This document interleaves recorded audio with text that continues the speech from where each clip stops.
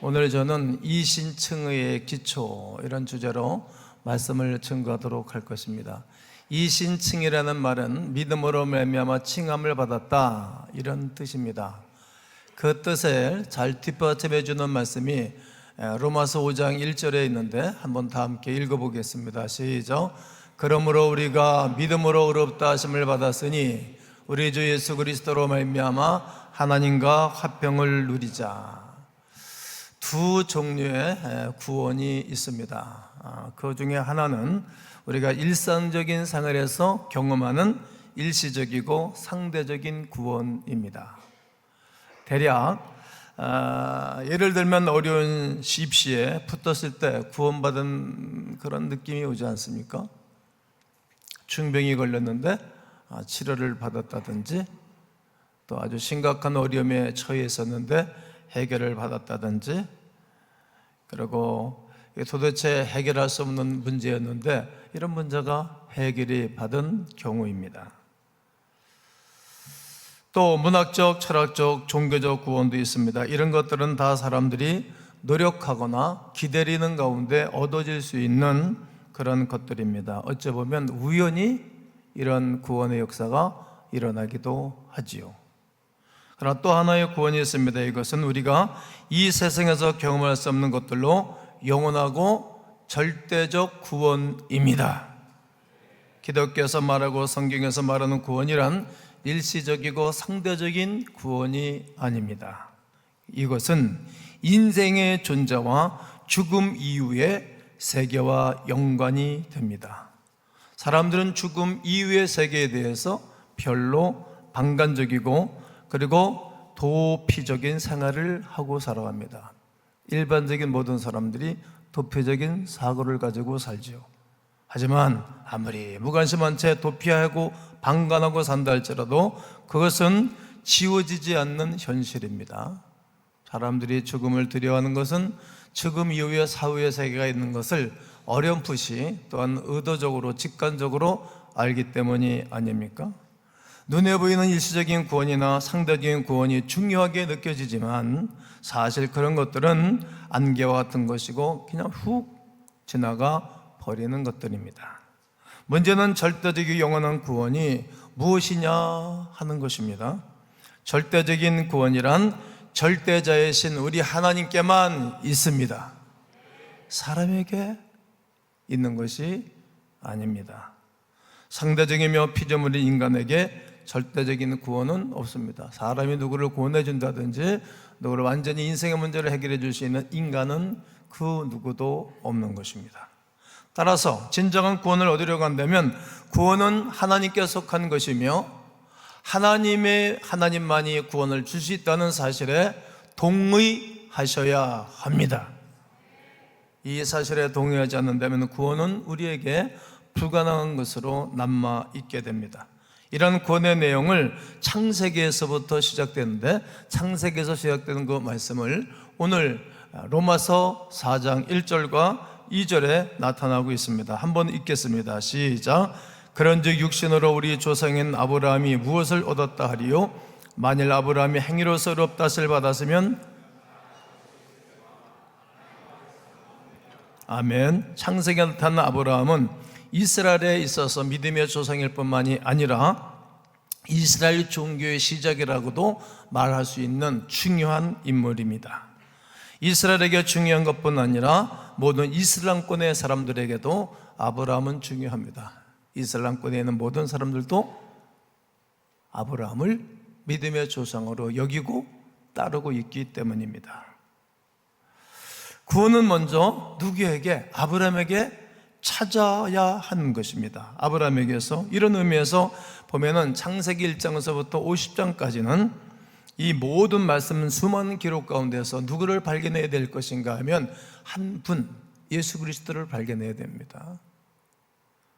계속 예수 그리스도에 대해서 암시적으로 또 그늘처럼 말씀하고 계신 것입니다. 더 나아가 이 창세기는 로마서를 위해서 존재하는 것입니다.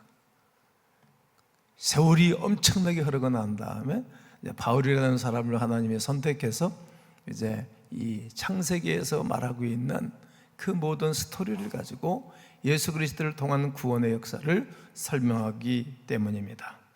그 정도로 중요한 구원의 핵심을 가르쳐주는 책이 창세기입니다. 그러면 어떻게 하나님이 아브라함을 선택하고 아브라함을 믿음의 조상으로 삼으신 것에 대해서 우리는 중요함을 가져야 되고 이 궁금증을 가져야 됩니다.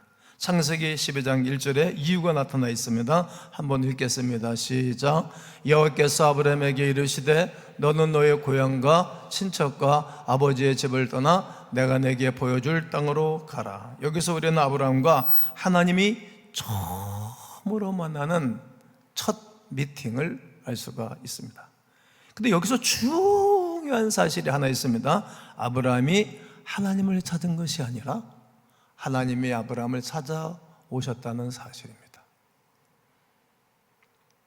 사람들은 내게 아랫사람이 윗사람을 찾아가고 돈 필요하면 내 사업자가 필요하면 돈 있는 사람 찾아가고 인생의 어려운 문제를 해결하려면 선배를 찾아가고 그리고 모든 이 세상의 시스템은 윗사람을 찾아가게끔 되어 있어요. 그런데 아브라함을 선택할 때 하나님이 아브라함을 찾아가신 거예요. 이것만 생각하면 너무나 고맙고 감사가 드러날 것입니다. 하나님이 아브라함에게 말씀하기를 시작합니다. 이것이 믿음의 시작입니다. 말씀하기 시작한 것이 믿음의 시작. 그로 말미암아 하나님께서 일방적으로 아브라함을 찾으셨다는 거예요. 그 이유가 무엇입니까? 모릅니다. 모르겠어요.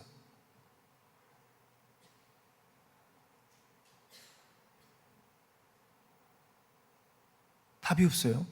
설명할 길이 없습니다. 이것을 가리켜 하나님의 선택, 하나님의 은혜라고 말할 뿐입니다. 하나님이 왜 우리를 부르셨을까요?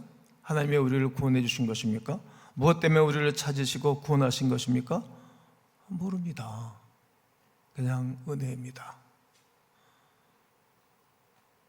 왜 하나님이 우리를 예수를 믿게 하신 것입니까? 왜? 모릅니다. 그냥 하나님이 하신 일입니다. 이것을 가지고 하나님의 은혜라고 고백하는 것입니다.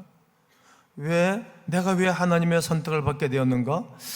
하나님의 선택이 어떻게 된 것인가? 모릅니다. 어떤 계획을 가지고 부르셨는지 잘 모릅니다. 하나님의 부르심에는 후회하심이 없네. 내가 이 자리에 선 것도 하나님의 은혜입니다. 그냥 생각하면 생각할수록, 기도하면 기도할수록 그냥 감사할 뿐이고 눈물이 흐를 뿐입니다. 내가 잘났거나 구원을 받을 만한 자격이 있는 것이 아니기 때문에 그냥 설명할 수 없습니다. 아브라함에게 찾아오신 하나님이 이것이 창세기의 시작이고 전부입니다. 결코 아브라함이 쓸만한 제목이거나 믿음이 있었기 때문이 아닙니다. 그의 아버지가 훌륭해서도 아니고 그의 어머니가 믿음이 있어서도 아니었습니다. 우리가 잘 알고 있는 바처럼 아브라함의 아버지 데라는 우상을 만들어서 엄청난 부를 창출했던 인물입니다. 그런데 그 가정에서 성장하고 있는 하나님이 아브라함을 선택하셨다는 거죠. 그가 노력해서입니까? 아닙니다. 아브라함의 인생 이후에 살펴보면 12장에서 불러내어서 그가 그 가정을 꾸리고 아들을 낳기까지 뒷조사를 해보면 실수덩어리입니다. 이리 흔들 저리 흔들 아무리 봐도 이렇게 존경할 만한 구석이 거의 없습니다. 그럼에도 불구하고 하나님이 그를 믿음의 조상으로 세우셨습니다. 자녀가 잘나면 부모가 얼마나 좋습니까? 그냥 공부도 잘하고 인격도 훌륭하고 예의도 바르고 모든 사람들에게 뒤처지지 않고 모든 사람을 뒤돌아보고 모든 어른들에게 사랑을 받는 그런 아들이 있다면, 딸이 있다면 그저 부모는 고마울 뿐입니다. 기쁩니다. 그러나 그렇지 않더라도, 마음에 안 든다 할지라도, 마음이 상한다 할지라도 그를 사랑하는 것입니다. 그것이 부모입니다. 그렇다면 왜 그 자녀를 사랑합니까? 그냥 자녀이기 때문에 살아가는 것입니다. 그 이상의 대답은 없습니다. 그것이 하나님과 우리와의 관계입니다. 이것이 구원을 이해할 수 있는 첫 번째 열쇠입니다. 이것을 이해하지 못하면 하나님과 우리와의 관계가 이해가 되지가 않습니다. 이해가 어렵습니다. 이해할 수가 없습니다. 창세기로 돌아가서 2절과 3절을 보면 내가 너로 큰 민족을 이루고 내게 복을 주어 내 이름을 창대하게 하리니 너는 복이 될지라. 너를 축복하는 자에게는 내가 복을 내리고 너를 저주하는 자에게는 내가 저주하리니 땅의 모든 족속이 너로 말미암아 복을 얻을 것이라 하신지라. 아브라함이 복의 근원이 되는 것입니다. 그가 왜 복을 받았습니까? 모릅니다. 그에게 하나님의 축복과 약속을 받을 조건이 있었다면 하나님이 그것을 주시겠다고 약속한 것뿐입니다. 왜 자녀에게 유산을 남겨주는 것입니까? 왜 자녀에게 엄청난 재산을 물려주고 내가 가지고 있는 모든 것들을 물려주려고 하는 것입니까? 조건이 있습니까? 그냥 조건이 없습니다. 그냥 사랑이기 때문입니다. 부모이기 때문이고 자녀가 귀하기 때문인 것입니다. 하나님이 여러분을 이토록 사랑해 주십니다. 부모가 우리를 사랑하는 것 그 이상에, 부모가 우리를 돌보는 것 그 이상에, 부모가 우리를 사랑해 주는 것 그 이상으로 여러분과 저를 사랑하고 계십니다. 틀림이 없는 사실입니다. 육신의 부모가 사랑하는 것과 비교할 수 없도록 우리 하나님이 우리를 사랑하고 계신 것입니다. 세상의 부모가 우리를 버릴지라도 하나님은 우리를 버리지 아니하시고, 세상의 부모는 우리에게 잘못하는 언어와 그리고 생활과 삶을 보여준다 할지라도 하나님은 우리에게 좋은 것을 주시고 좋은 것을 베풀어 주시고 변함없이 하나님의 뜻대로 우리의 삶을 이끌어 가는 것입니다. 이것이 구원의 기초입니다. 사랑으로 이루어진 기초입니다. 창세기 12장에서 읽었던 것처럼 아브라함이 복을 받기에 훌륭한 인물이었습니까? 그렇지 않습니다. 아브라함이 하나님께 노력하고 충성하였습니까? 전혀 그렇지 않습니다. 어떤 행위를 함으로 하나님께서 인정받고 그리고 하나님이 그를 위로하고 찾아온 것입니까? 전혀 그렇지 않습니다. 만일 아브라함이 자신의 의로운 행위 때문에 구원을 받았다면 아브라함에게도 자랑할 것이 있을 것입니다. 만약 그가 경건해서 하나님을 선택했더라면 아브라함에게 내가 경건한 사람이야 이렇게 자랑할 것이 있었을 것입니다. 그런데 아무것도 없습니다. 그렇기 때문에 하나님의 구원은 자랑할 것이 없는 것입니다. 이렇게 구원의 시작이란 감격과 황송함과 감동과 말할 수 없는 부끄러움 가운데 이루어진 것이 구원의 기초이고 구원의 시작입니다. 이 구원의 원청을 누린 사람들은 가만히 있을 수 없어 그분을 노래하고 그분을 찬양하고 그분을 위해서 살아가는 사람으로 완전히 바뀌어지고 너희 몸을 하나님이 기뻐하는 거룩한 산제물로 드리라고 말씀하시듯 산제물이 되어져서 이 땅을 살아가는 것뿐입니다. 아브라함이 무조건적인 하나님의 은혜와 선택을 받고 축복의 역사를 받게 된 이유는 오직 한 가지입니다. 그저 그가 하나님을 믿은 것뿐입니다. 오직 믿음입니다. 한번 외쳐보면 좋겠습니다. 양손을 걷어쥐고 오직 믿음. 좀 약해요. 오직 믿음을 3번 해야 되겠어요. 오직 믿음. 오직 믿음. 오직 믿음. 그렇습니다. 오직 믿음뿐입니다. 하나님이 아브라함에게 말씀하신 것을 믿었기 때문입니다. 어느 날 이 이야기를 아버지에게 얘기했죠. 아버지가 그냥 내보낼 리가 없겠죠. 야, 아브라함아, 네 아버지에게 주신 신이 이처럼 네 아버지에게 복을 주셨다. 너의 신은 누구니 도대체? 너의 신은, 나의 신은 이렇게 나에게 다복의 복과 재물의 복을 주셨는데, 기다려주면 아니 되겠니? 너가 머무르면, 내 집에서 머무르면 이거 다 네 건데, 다 상속자, 네가 상속자가 아니니 가지 말라고 여러 가지 방법으로 애원을 하지만 아닙니다. 나의 하나님이 나라의 군 아버지 집과 고향과 친척을 떠나라고 했기 때문에 나는 그 약속의 말씀 듣고 갑니다. 아버지가 여러 가지 방법으로 다 이루고 여러 가지 방법으로 구슬르고 여러 가지 방법으로 이야기했지만 그는 떠났습니다. 영화를 보면서 내가 많이 울었습니다. 그래, 저것이 믿음이지. 믿음이었습니다. 어떤 행위가 아니라 하나님을 믿고 순종한 것입니다. 그냥 따라간 것입니다. 하나님은 이것이 그에게 너무 좋았던 것이었어, 흡족했던 것입니다. 순수하게 어린아이처럼 주와 같이 길 가는 것 기쁜 일이 아닌가. 그냥 따라가는 그 모습을 바라보고 하나님이 그를 향해서 눈꼬리를 띄울 수가 없었습니다. 우리도 그렇지 않습니까? 어떤 사람을 사랑하는데 그 사람이 그것을 알아주면 너무 고맙고 감사하죠. 우리에게 이런 선물, 저런 선물, 이런 카드, 이러한 문자, 이런 톡이 오면 가만히 있습니까? 문자 씹습니까? 톡을 씹습니까? 여러분, 누가 선물 보내주면 곧장 찍어서 보내주면서 고맙습니다, 감사합니다 해야 되는 것 아닙니까? 답을 하겠죠? 얼마나 고맙습니까? 알아만 줘도 좋지 않습니까? 여러분, 아브라함 동시대에도 실은 성경에는 기록하고 있지 않지만 수많은 사람들이 살았습니다. 그때도 그 사람들에게 말했을 거예요.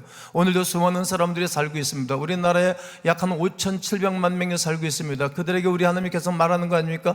교회를 통해서 말하고, 목사를 통해서 말하고, 예수 믿는 거룩한 백성들을 통해서 말하고, 믿음 좋은 어머니가 말하고, 믿음 좋은 아버지가 말하고, 믿음 좋은 동생이 말하고, 믿음 좋은 조카가 말하고, 손주도 말할 수 있는 것입니다. 그런데 사람들이 안 따르는 거예요. 그 하나님의 말씀을 듣고 따르고 순종하면 하나님이 역사해 주시는 것입니다.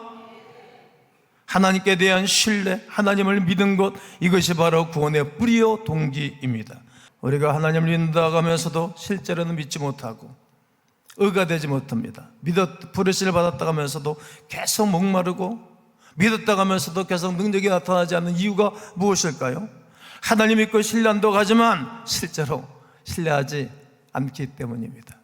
신뢰한다면 역사가 일어날 것이죠. 교회 나와서 신앙생활 하면서 믿습니다 말합니다. 정말 우리가 하나님을 믿고 있는가 점검해봐야 됩니다. 목사라서 성경을 많이 읽고 있다는 것을 여러분들이 신뢰할 수 있을 겁니다. 중직자라서 교회를 잘 다니고 오래 다녔다는 점을 의지할 수도 있습니다. 하지만 하나님을 신뢰하는 것과는 전혀 다릅니다.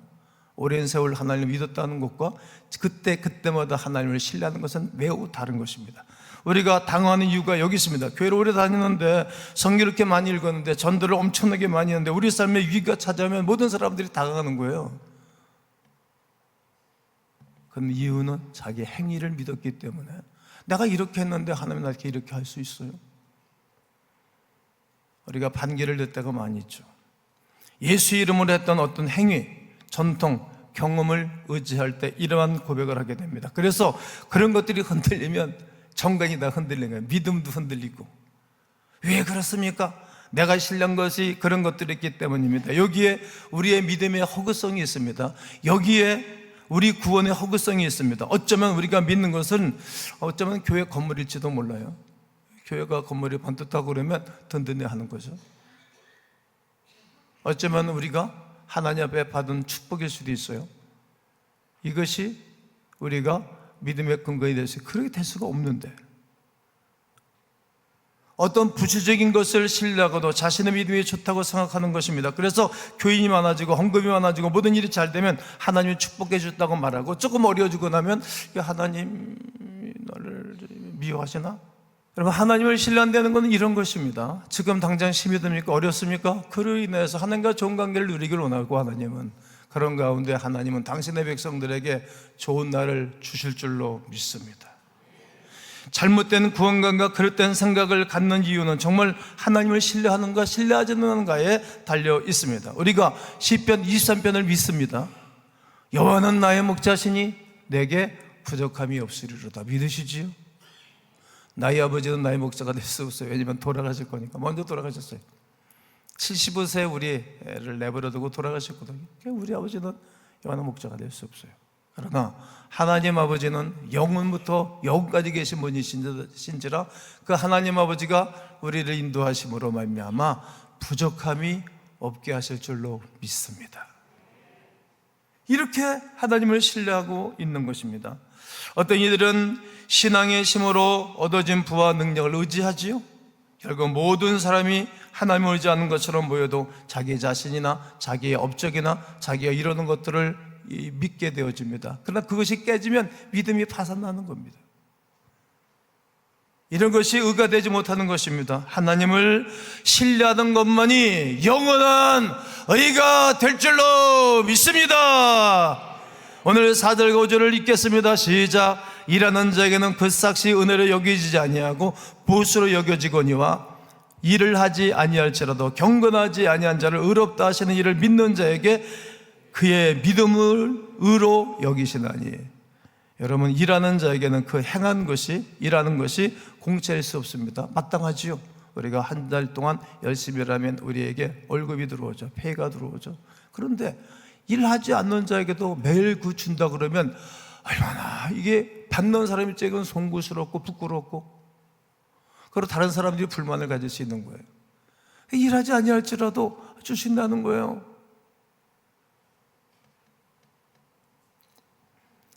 일하지 않는 사람도 일하는 사람처럼 똑같이 만약에 대우한다 그러면 공짜입니다. 이것이 뭡니까? 은혜입니다. 은혜. 분명한 은혜 위에 은혜입니다. 하지 않았는데 똑같이 대우를 해줬다는 거죠.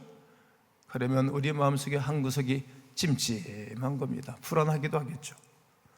어떤 사람에게는 공짜로 고넣게 되는 것이 찜찜합니다. 이해가 안 되어서 어떻게 해서든지 보상하려고 하는 것입니다.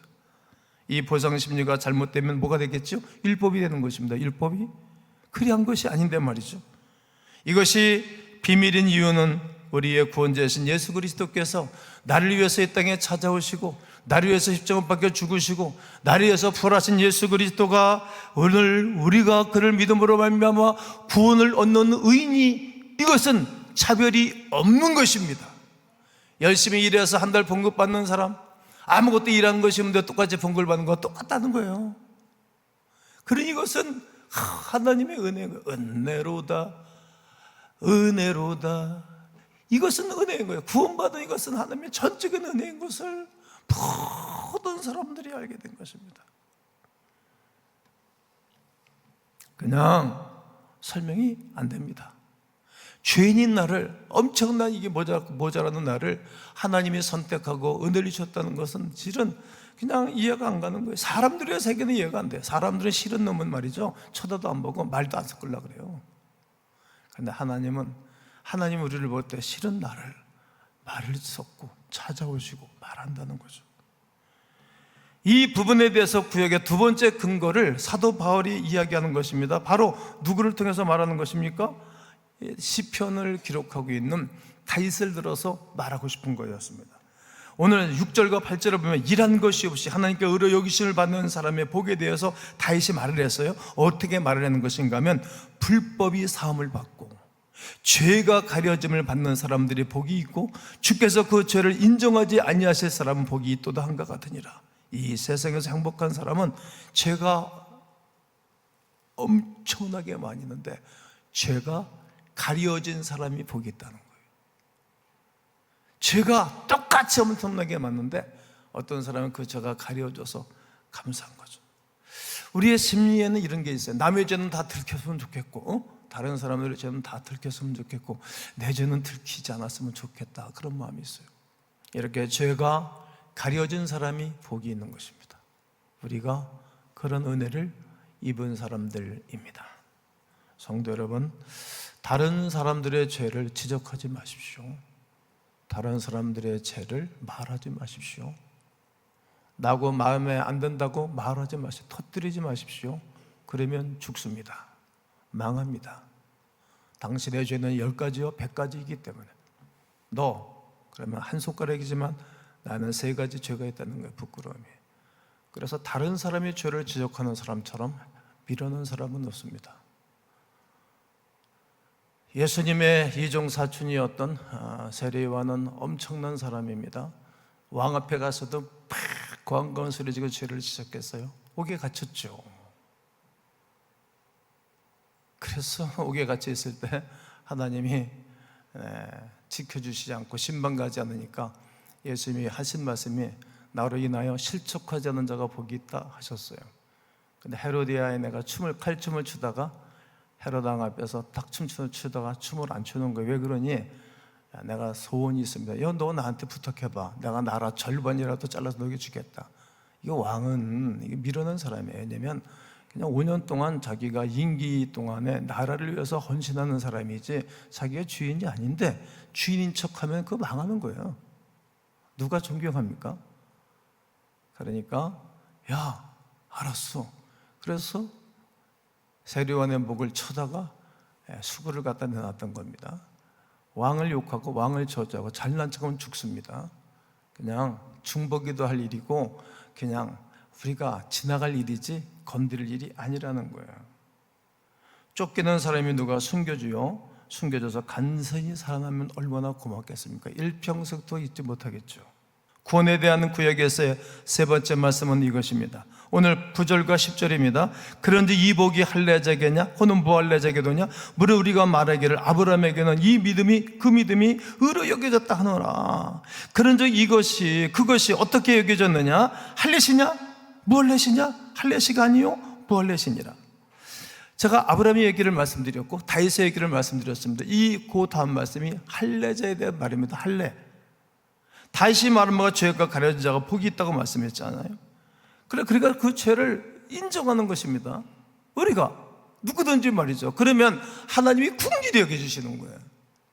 그 죄는 용서받고 치유받고 또 화해되어져야 됩니다. 하나님과 화해되고 사람과 화해되고 사람들과 좋은 관계를 누리도록 하는 하나님의 은혜가 있어야 하는 것입니다.